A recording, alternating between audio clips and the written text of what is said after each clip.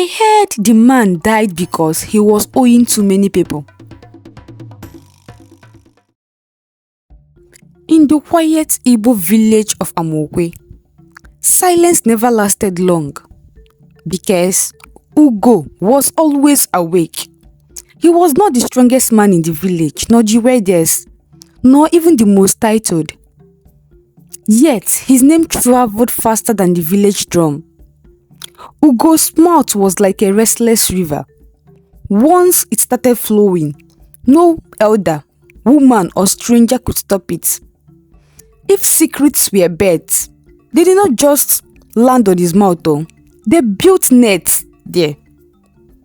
By the time the cock crowed, half the village already knew what was whispered in confidence the night before. Ugo talked everywhere and to everyone. At the village square, while men played drafts, he narrated people's life with dramatic hand gestures, shaking his head as if carried the burden of the whole village. Do you all know he would begin loudly that Chief Obi's second wife nearly cut off his manhood because he refused to give them money for food? Caps followed, laughter erupted, draft peas froze mid-air. At the stream, as women fetched water, Ugo leaned against trees and accidentally dropped secrets into conversations like bitter cola. Amaka, the village prostitute, is pregnant though, he announced one afternoon, laughing out loud. I saw her on my way to the bar yesterday. Pregnancy even slowed her walk. The women screamed with laughter, splashing water everywhere, while Amaka, who had not even confirmed anything, became the talk of Amokwe before sunset. Even during funerals where silence was sacred, Ugo could be seen pulling someone aside, whispering urgently, eyes wide with excitement, as if gossip itself would die if not released. I heard the man died because he was owing to many people, he whispered, shaking his head sadly. People laughed, shook their heads, and still listened, because Ugo knew how to season his stories. He added suspense, exaggerated sigh, and sometimes even tears, making the truth and lies dance together like masquerade in the dark. Palm wine made Ugo worse. The moment the first calabash touched his lips, his tongue became possessed. Elders trusted him because he nodded wisely. Women trusted him because he listened with soft eyes. Titled men trusted him because he praised them before gently spilling their secrets elsewhere. What is knowledge if it dies in one man's head? Ugo would declare, slapping his thigh as people burst into laughter. They called him Amokwe's walking newspaper, the man who announced news before the town crier could even clear his throat. One unforgettable afternoon, Ugo turned gossip into full entertainment. He climbed onto a wooden bench near the palm wine shade, raised one finger and said, "What I am about to say must not pass this place, oh." That sentence alone summoned villagers like magic. Draft pieces were abandoned. Women paused mid-step, even goats seemed to listen. Lowering his voice, Ugo began. They say a certain respected man in this village snores so loudly that his wife now sleeps in the kitchen, with yam as a pillow and pesto as earplugs. The square exploded. Ugo bent forward and uttered out the snoring, shaking his whole body dramatically. The villagers laughed until tears rolled down their faces. The man being mocked laughed too, clapping along, until he got home and realized his children were already imitating the snoring. Ugo's wife Nkiru was not laughing. She was tired of her husband's loose mouth and the trouble it attracted. They were barely married, just 6 months, still struggling to give birth, yet her husband's mouth couldn't rest. On another day, Ugo swore to Nkiru that he would mind his mouth. But by evening, he had told 5 people the same small matter, each time adding more pepper. By nightfall, a simple quarrel between husband and wife had turned through Ugo's mouth into a tale of secret lovers. And when confronted, Ugo sprayed his hand innocently and said, "I only dropped the seed. If it grows into a tree, blame the soil." Children followed him like chicks, hoping to hear the next story. Women hid their smiles behind their wrappers when they saw him coming. Men pretended not to listen, yet leaned closer. And Ugo soaked in the attention like a man bathing in warm rain, unaware that every laugh was quietly sharpening the blade waiting for him. At home, however, laughter ended. Nkiru watched him with tired eyes and a heavy heart. She warned him with proverbs sharp enough to pierce pride.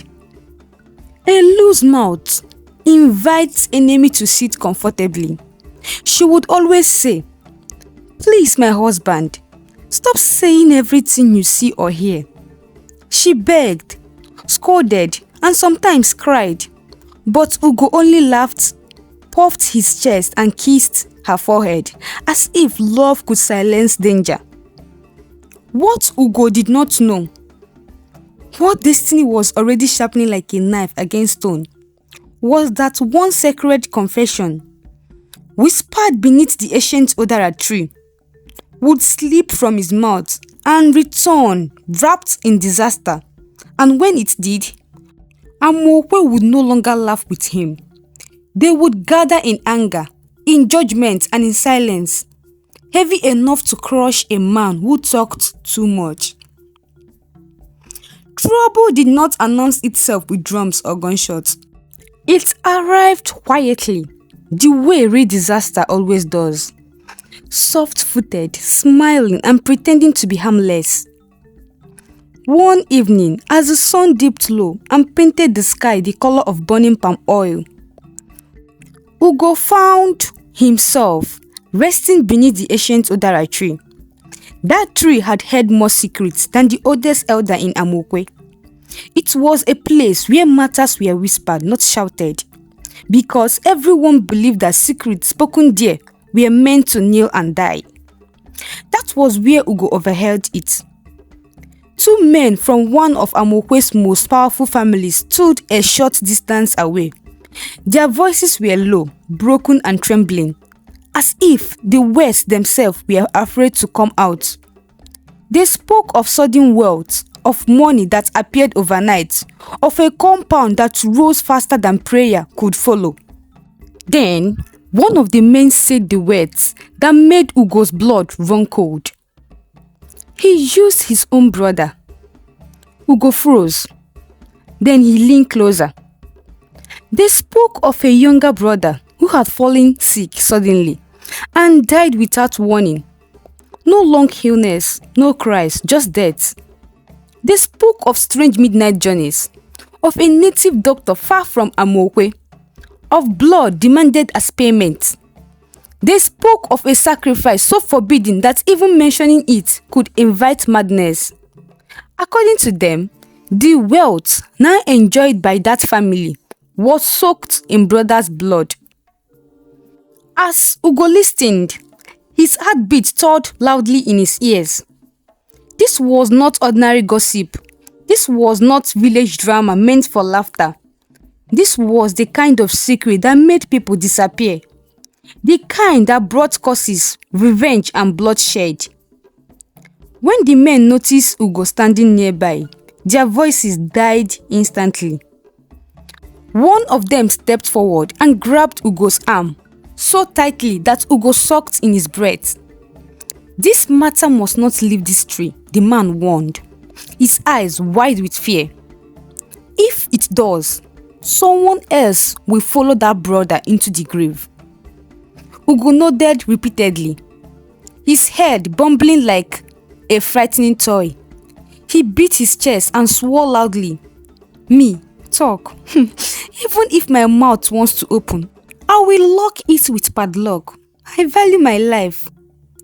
The men studied him for a long moment before walking away, unaware that they had just poured kerosene into a fire waiting for a match. Because secrets were poison to Ugo's tongue. That confession did not rest inside him. It scratched his throat. It burned his chest. At night, he tossed on his mat, imagining the dead brother's face. During the day, he caught himself opening his mouth, then snapping it shut. For 2 whole days, Ugo tried to behave. He avoided the village square where gossip lived. He chewed kola nuts aggressively to keep his mouth busy. He even returned home early, an act so unusual that Nkiru stared at him with suspicion. But by the 3rd day, his mouth began to inch. By the 4th, the secret had grown legs and was pacing inside his chest. And then palm wine entered the story. It started harmlessly, as it always did. Men sat together laughing loudly. Someone mentioned how a certain family had suddenly become rich. Another joked about people using shortcuts to success.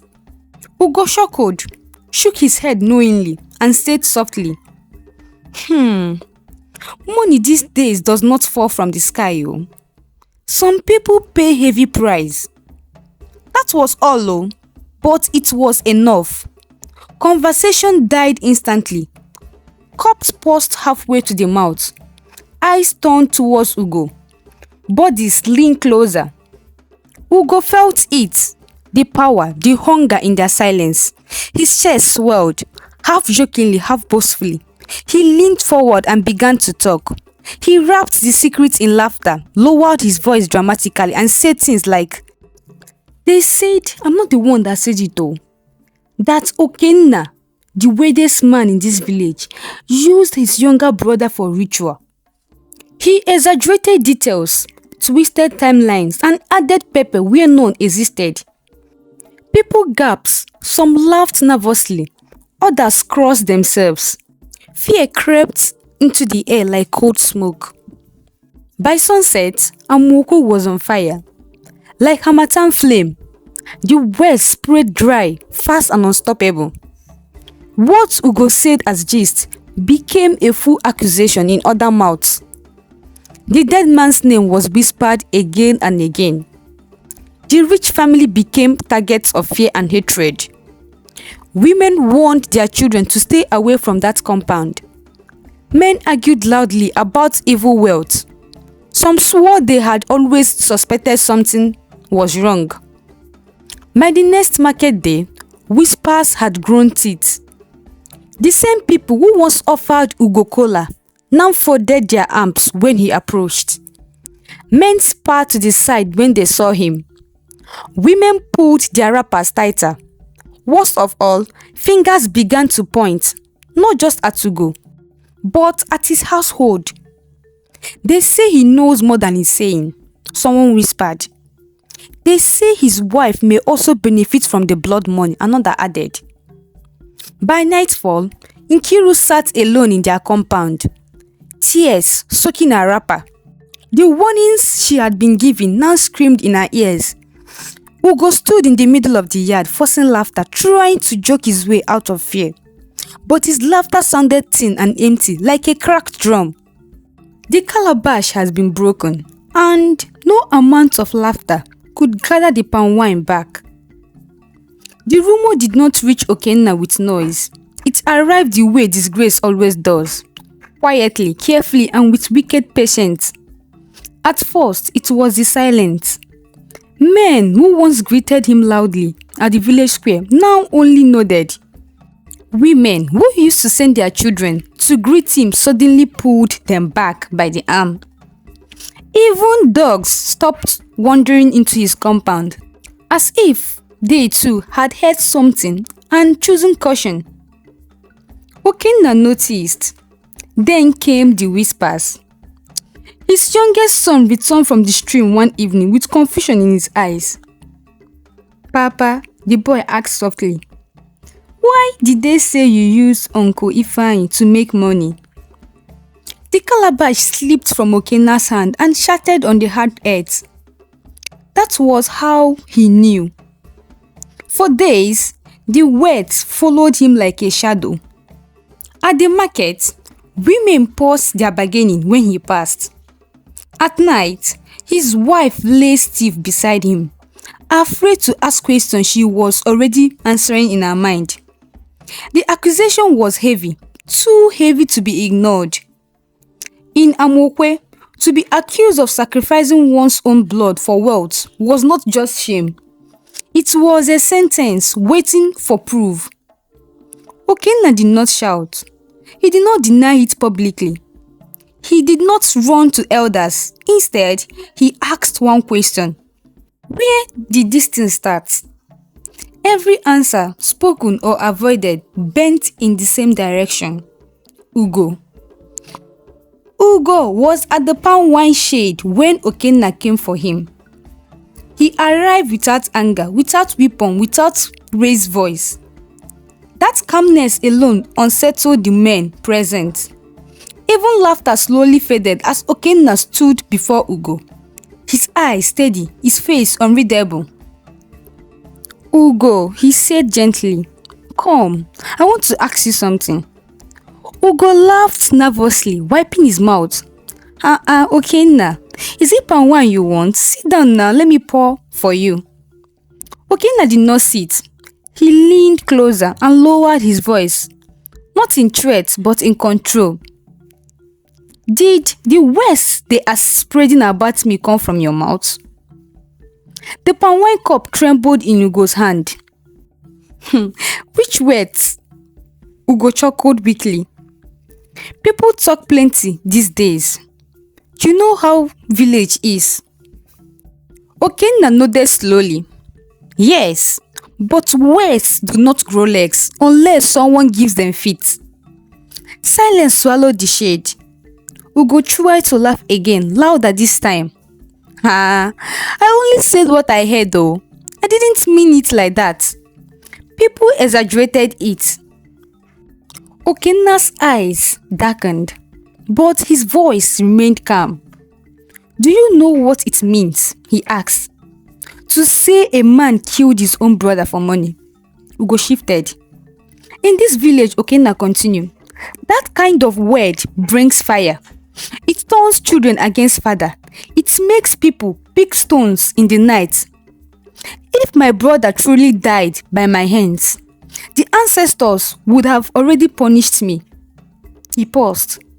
"But if he did not," Okenna said quietly, "then the person who put that lie into the air had spilled innocent blood with his own mouth."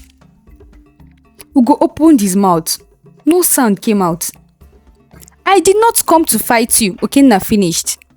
"I came so you will know what your tongue has done. If anything happens to my family because of this lie, the ancestors will not ask who exaggerated it. They will ask who released it." Then he turned and walked away. No one spoke, no one laughed. Ugo sat frozen, the weight of his own words pressing on his chest for the first time in his life. By the next morning, the elders had heard everything. They summoned Ugo to the village square, not with drums, but with silence.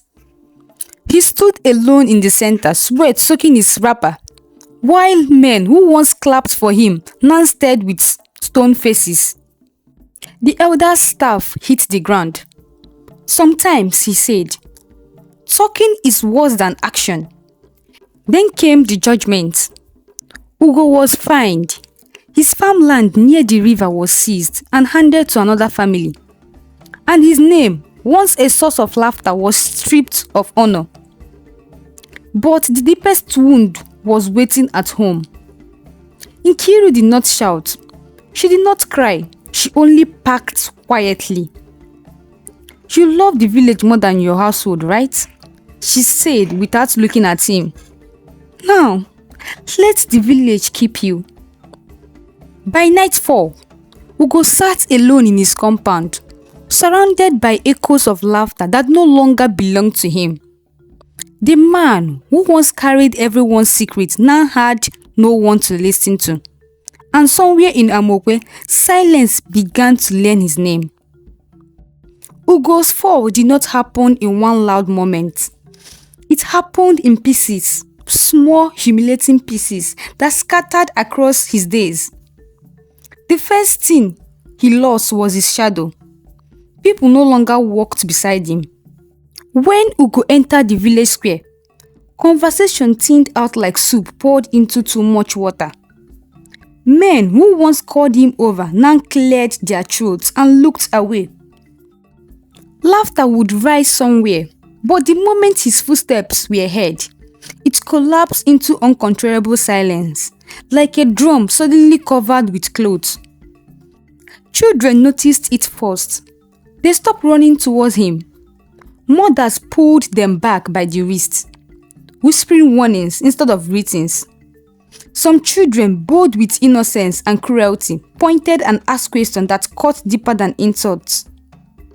Is that the man whose mouth destroyed his house? Others laughed and ran away.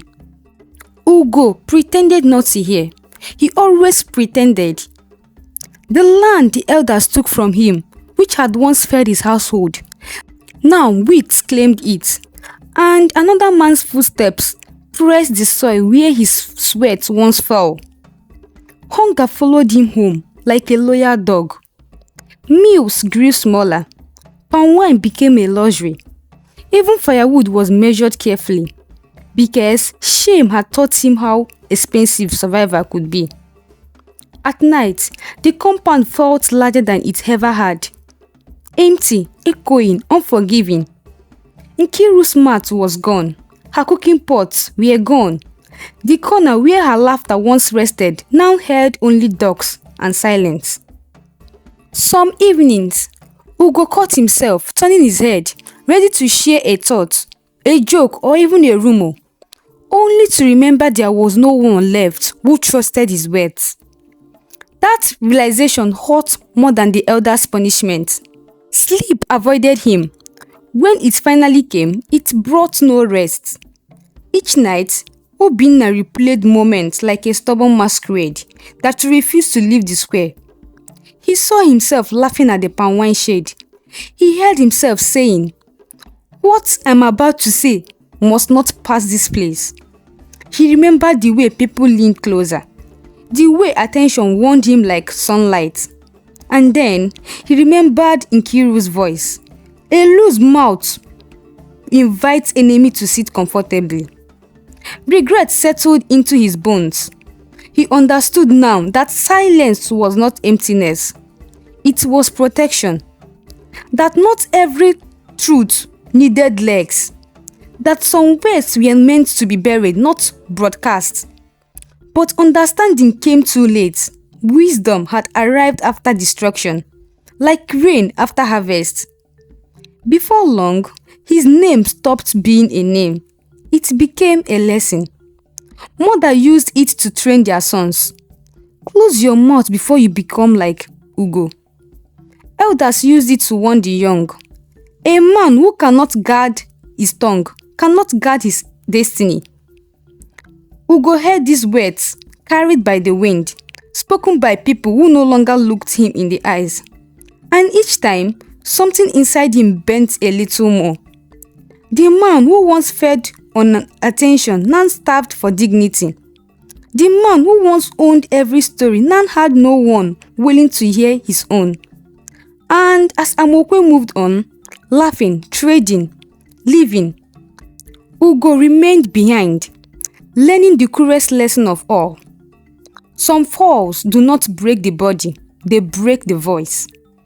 And when a man finally learns the power of silence, it is often because words have already destroyed everything he loved. Time, they say, is a stubborn teacher. It does not shout, it does not rush. It teaches slowly, painfully, and without mercy. Years passed in Amokwe, and with time, Ugo changed. The loud man who once fed on laughter grew quiet. Not the bitter silence of anger, but the careful silence of a man who had learned, too late, how sharp words could be. His shoulders bent, his steps slowed, and when people greeted him, he answered with short, respectful replies, never adding more than necessary. Change did not come to Ugo through speeches or tears. It came through work. At dawn, he swept the elders' meeting ground before anyone arrived. He fetched water for widows whose sons had traveled or died. When roofs leaked, he climbed and repaired them without being asked. At burials, he carried benches and dug graves. His head bowed, his mouth sealed. If someone insulted him, he swallowed it. If someone mocked him, he endured it. The village noticed, slowly, carefully. Eyes softened. People stopped crossing the road to avoid him. Children no longer ran away, though they still watched him with curiosity. Some elders nodded when he passed, not in full acceptance, but in acknowledgement of effort. Yet not everything returned. Nkiru never came back. The land remained in another man's hand. The laughter that once followed Ugo like music never found its way back to him. Some losses, Amukwe believed, were a final sacrifice demanded by wisdom itself. But Ugo did not complain. He had learned that redemption was not about reclaiming the past, but earning peace in the present. On rare occasions, when the elders invited him to speak, Ugo chose his words like fragile eggs. And when he finished, he fell silent again, as though afraid his tongue might betray him one last time. The village always spoke of him in proverbs to warn young men. A man who could not guard his mouth lost his home, but a man who learned silence saved his soul. To this day, when elders warn the young men in Amokwe, they tell Ugo's story not with laughter, not with anger, but with the weight of truth. Because in Igbo land, words are not ordinary things, they are seeds. And whether they grow into shelter or fire depends on the mouth that releases them. Hi besties, we have finally come to the end of today's tale. Thank you so much for watching, and I hope you enjoyed watching it as much as I enjoyed making it. And don't forget to subscribe if you have not done so, and please share, like and comment. Thank you so much. See you in our next tale. Bye.